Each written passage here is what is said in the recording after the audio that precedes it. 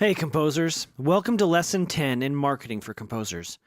Today we're going to talk about setting smart marketing goals because it's time to start putting it all together. Goal setting is really important because this will be how you're going to steer your marketing campaign and how you're going to measure and know if you're on track to get where you want to be. To begin, you have to ask, what is it that you really want to be, do, and have? As a creative and small business owner, which you are as a composer, it's very difficult to separate your personal goals from those of your business. If you end up listing something that seems personal, like pay off all your student loan debt or spend more quality time with your significant other, that's okay because you're going to set goals in your business that will allow you to also accomplish those goals in your personal life as well. Goals keep you focused and allow you to measure progress. In high school, I was a swimmer. That was the sport I lettered in.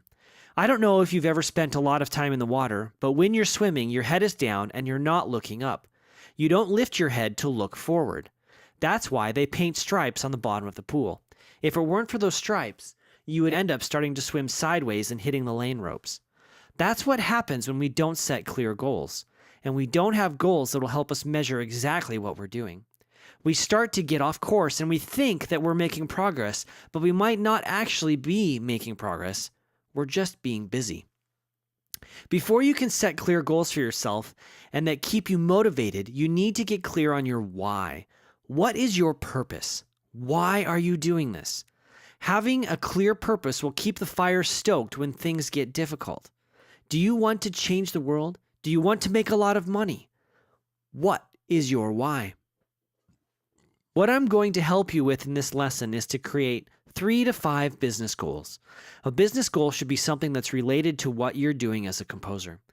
These need to be things that you can control because that's how you're going to know if you're achieving it.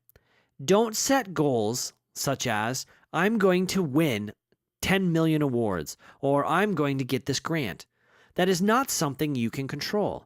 What you can control is that you're going to submit your music to as many different competitions, or you're going to set a very clear goal about when and how you're going to apply for grant programs.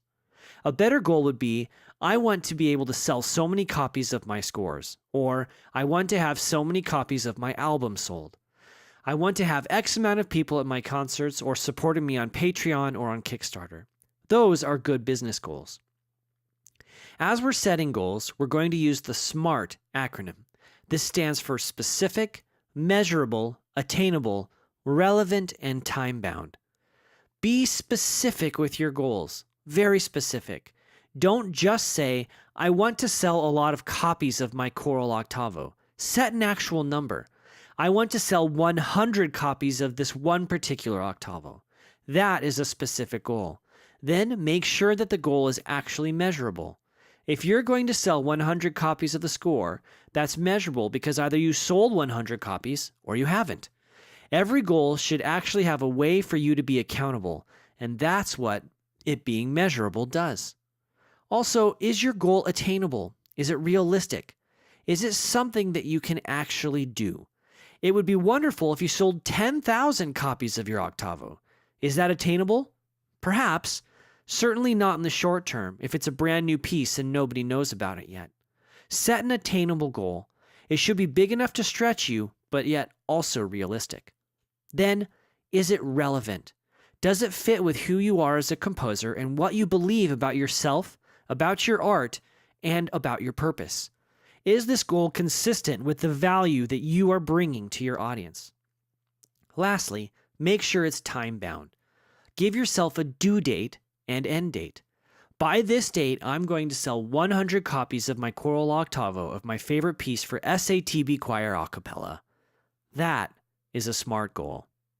Next, you need to set action steps for each goal. For each of your SMART goals, you're going to take several minutes and you're going to visualize the attainment of that goal. In your mind's eye and imagination, see that goal accomplished and then work your way backwards to this very day. You're going to keep track of all the steps that you had to take to accomplish that goal. These are your action steps. These bite-sized chunks will help you measure your progress and ensure that you're moving forward without becoming overwhelmed. Our goals should be big, even though they're attainable. That goal itself might frighten you, and some days you'll wake up and you're going to say, I don't think I can do this. That happens to me all the time. By breaking down my big goal into small actionable steps, I can make sure that I'm making progress every day. And I know I'm going to achieve the big goal in the end because I can just knock these small action steps off one at a time. This is what you need to do for each of your goals. Bob Proctor, who is a motivational speaker, says you need to set a goal to achieve something that is so big, so exhilarating, that it excites you and scares you at the same time. It needs to stretch you and excite you. You need to be passionate about these goals because you're going to be committing a lot of energy and time to the accomplishment of them. Does it excite you? Are you willing to put in the time and the effort to make it happen? Here are your action steps. Choose your top 5 marketing goals and make sure that they are SMART goals. Remember, SMART means specific, measurable, attainable, relevant, and time-bound.